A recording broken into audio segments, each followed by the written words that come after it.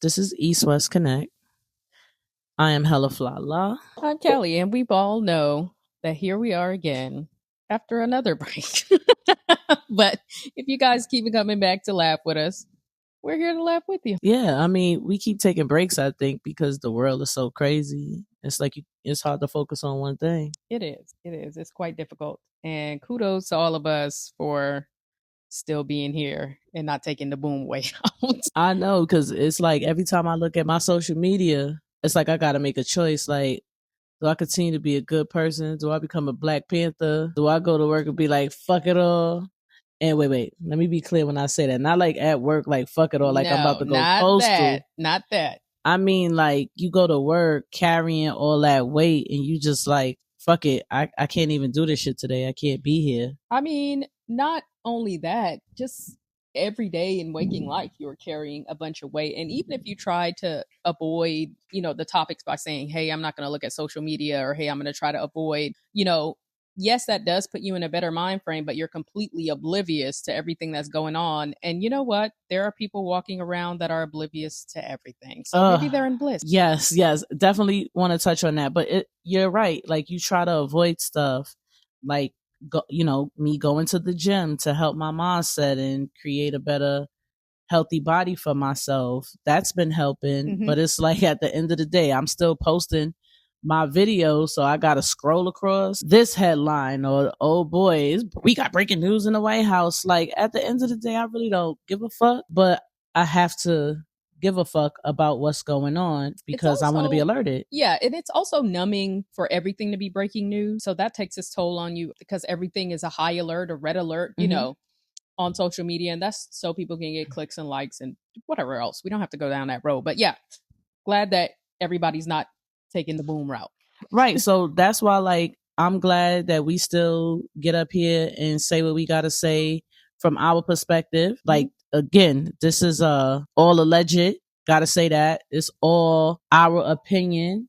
And it's for entertainment. It's damn sure ain't no fake news. It's not fake, but it's entertainment. It's just, yeah. And we all know opinions are like, right. So I'll just start by addressing the elephant in the room. So everybody know that I'm a huge Barb fan. Mm-hmm. I support Nicki on damn near everything. Mm-hmm. You could come to me and be like, Cardi said this about Nicki. Megan said this about Nicki. And I had to realize myself that I'm really irritated at people. I'd be like, shut the fuck up. Don't say nothing about Nicki. Yes, you really do get very angry. I get the chicken head shoulders. Yes, you do. My shoulders be shaking. I'm like, shut the fuck up. You can't say that about Nicki. Right. But here recently, I ain't even mad that she said anything about anybody's kids. I ain't even mad that she was talking about people's mama. But when you side with a destructive, racist, criminal, pedophile getting on the stage or on the platform at the UN and they ain't even let you in the actual UN building. No, they put you in a side room. But yes, treated you like a side chick. I hope you didn't think you was about to get your husband pardoned because that's a state level, baby. Yes, and he can only pardon at federal.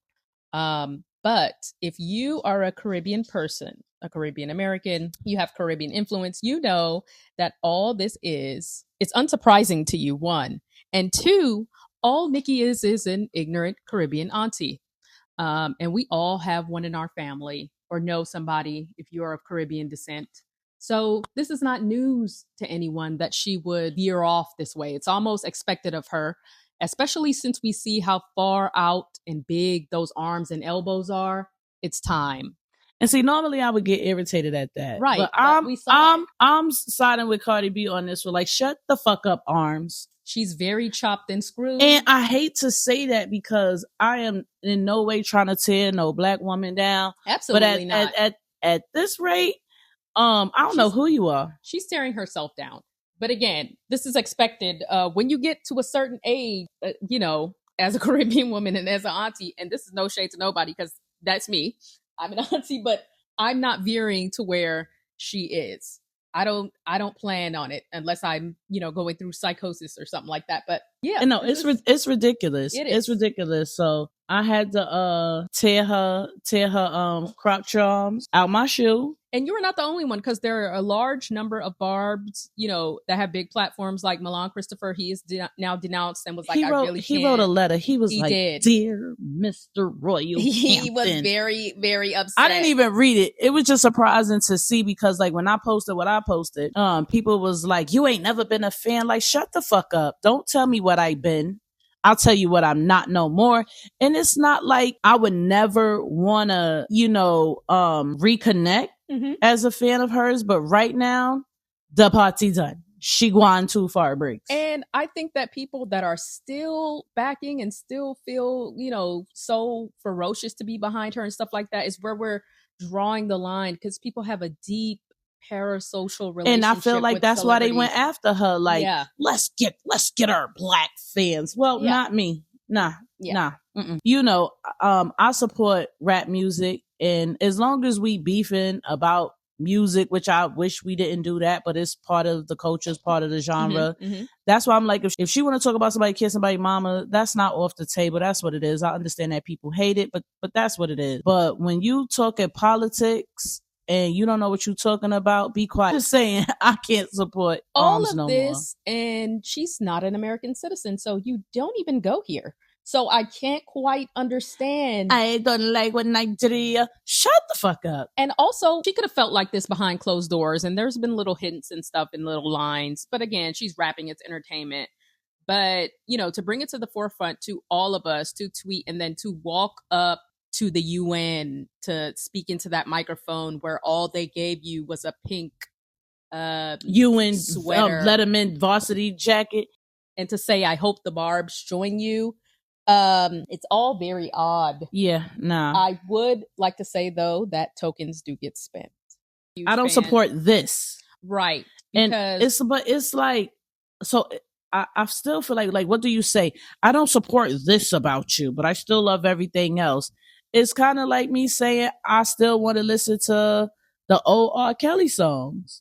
And I don't want to, I know, but it's like, people always say you can do two things at one time, but it's like once you realize somebody you love is a monster, you have to break ties with everything. Yes, because I think that's breaking, a generational curse to say, the family's okay with the pedophile, but not okay with you being gay. And most Caribbeans are, and definitely true. most Caribbean women, like you said. And that's true. Because they so quick to shun the gay friend. Because when I used to come around, they used to be like, have you do the sucking of the teeth? She come around. Like, it was a fucking problem for me to be there, not knowing that your son and your daughter is big gay. Yeah. But yet, Huncle Larry. Yes. Huncle Larry sitting in the motherfucking living room playing with the 4-year-old, and I'm just looking like, you really gonna let him do all of that? And they like, he be feeding the family. Oh, but I just gave your daughter $50 on the light bill, right? Man, fuck out of here. Exactly. Bye, Nicki. So it's very sad and shameful that a majority of her fans are of the LGBTQAI community, and this is where you are choosing to, draw your alliance in final Caribbean form. Yeah, they say that she going crazy in the psychosis and all that. I don't know. I'm really starting to believe that.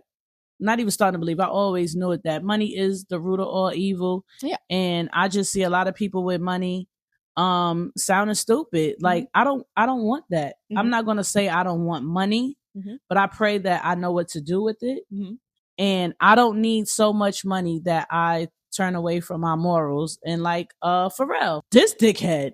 But I think what's happening is like I said, it's class consciousness. The veil is lifting from their eyes. And the curtain of entertainment, for instance, with like the Wizard of Oz, they're drawing back that curtain and everybody sees everyone for who they are. It's not a right and left, it's an up and down. And everybody sees this up and down. These entertaining people, although they make nice beats and rap and all that stuff, and we listen to it in the club. But I mean, like, when did they take the fucking red pill? Like, how you come from humble beginnings talking about it was hard for me as a black man, and then you get up on the stage talking about I don't need DEI. Nigga, you are the epitome of DEI. Because you got your jobs because of DEI. Yes. But you talk about you don't understand. When those extra zeros came on the checks, that's what changed their minds. When the tax bracket changed and it was time to be like, oh, I don't want to pay this much in tax. That's when things changed. Same thing for 50 Cent, how he used to love to yell Jamaica Queens, Jamaica Queens. And now that's far in his rearview mirror. And, you know, he didn't want Mom Dami to win for mayor. It's just, I don't know. Maybe if I get 150,000, I'll be stupid too. So, you know, I want the opportunity to see. But I just feel like it just couldn't be me. I got friends now that be irritated at me because I seem so pro-black. I'm not pro-black. I'm for black people. I'm a black woman. Mm-hmm. So I'm going to go hard for me because I know a lot of people that don't. I have a lot of friends that don't. Like, don't come to the party when it's popping and you're not there when it's troubling. Right. Like, don't act like you fuck with me when shit is good. But it's like when I'm on social media and I'm talking about how black people are getting treated, you don't like nothing. Like, I don't need you to like it, but I could tell you don't fuck with it. But when they was dissing Bad Bunny, you know, to perform at the fucking Super Bowl, I shared my love for that too. Yeah. And niggas popping out now. Mm-hmm. Everybody, you know, are aligning themselves with what they align themselves with, and it, like I said, everything is just, I don't know. I just ain't changed. If I grew up with you and I fuck with you then, I fuck with you now. Right. I come from a melting pot. I love everybody. Mm-hmm. You know what I mean? But I can't fuck with people who see me as a person that don't matter, or, you know, you could be cool with me, but when the cops come, yeah, I might have stole it. Right. Nah. Right. Fuck you. And as far as that goes, and I know that probably got off the topic, but if you understand, you understand. I wanted to read something from Joyce Carol Oates, mm-hmm. who is an author. And she wrote this about Elon Musk, speaking about the up and down and you love left and right. And she said, so curious that such a wealthy man never posts anything that indicates that he enjoys or is even aware of what virtually everyone appreciates. Scenes from nature, pet dog or cat, praise for a movie, music, a book. I doubt he ever reads. Pride in a friend's or relative's accomplishments, condolences for someone who has died, pleasure in sports, acclaim for a favorite team, references to history. In fact, he seems totally uneducated and uncultured. The poorest person on Twitter may have access to more beauty and meaning in life than the most wealthy person in the world. Well, fucking sad. It is. And it's like he got all the money in the world, mm-hmm. and we don't know nothing you enjoy. With your barrel ass chest, talking about you shaped better than LeBron. Because he's now prompted Grok. If you're not on, I'm still calling it Twitter. I'm not calling it X. Prompted the AI to say that he is in better shape than LeBron James, that he does jujitsu, that he's been in a fight club with no rules, that he's just the roughest, toughest bumba class. And the fact that they always want to align themselves with black people but don't want to be nowhere next to them. I'm not saying that he's trying to say that he's more superior than this athlete. You know what I mean? It's not that he's aligning himself with LeBron No, but James. I'm just saying, why you even got to compare yourself to a black man? Compare yourself to Arnold Schwarzenegger or somebody. Yeah. Pick somebody Tom else. Cruise. Yeah. Pick or somebody. Leave us the fuck alone. You can pick Tom Cruise, but it's just, I really don't think. And why the fuck they think we that stupid? I don't know. I don't know why they think the same tricks work again, or that nobody. I mean, I don't think we was ever dumb. It's just that back in the day, what could we do? You can't do nothing against guns. You can't do nothing against being defenseless. There's nothing you could do with being oppressed. But we are not those people. Right. I mean, we still don't have the same rights. Right. So we still have to think twice about shit, because it's like, I can't just go up to people and smack the shit out of them because I'm going to jail. Right. Yet a white man could rape people, choke them to death, and get no jail time. But let a black man sit at the bar and lick his lips at somebody. Oh, you going to jail, buddy. That's true. Whether she wanted you or not. And, you know, it is the same old playbook, the same old tropes and tricks. And, you know, to go back to the Nicki thing, to go under the guise of Christianity, quote unquote, it's just Come on. I don't even want to go down that road, but I'm just sick of a lot of stuff. The more I realize how many times that Bible was written, it's just like, yeah. But at the end of the day, I believe in God. I'm always going to believe in God. I'm always going to believe in a higher being, because I used to be that person when pastor used to be like, God came to me in the bathroom. And I'm in church like, how God came to you in the bathroom? Out of all the people in the world, God came to you in the bathroom. And that's the same thing with, the spirit of lust, because there's a woman that was on TikTok, and she shared her story about how the devil, quote unquote, attacks you with lust, and how she was so deep in lust that she went and got a trans prostitute or sex worker for her and her boyfriend to enjoy.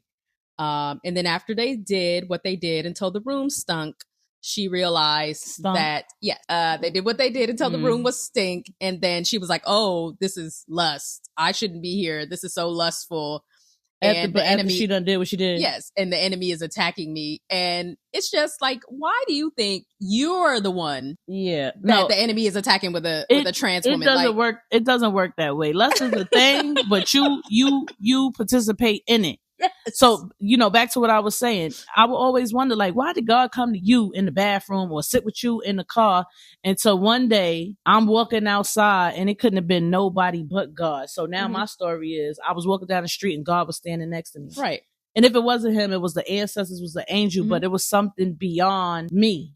And I know that God done came and sat in the room, sat on the chair, and he done came in the bathroom too. So it ain't nothing you could tell me about that. But at the same time, the book done changed numerous times. A lot of stories and scriptures been taken out. So I could just fast forward to say, I don't want to continue to think that I don't matter to God because of my sexuality. That's for me and him to talk about. Right. I know that I am loved, and I know it was rewritten to make it seem like it's a bad thing. Right. And seeing this current administration proves that to me, because y'all trying to play on Christian faith, and y'all ain't nothing but a whole bunch of lustful ass devils. And again, nobody's supporting still pedophiles. Exactly. And nobody is stepping into a church. Nobody is living Christ-like.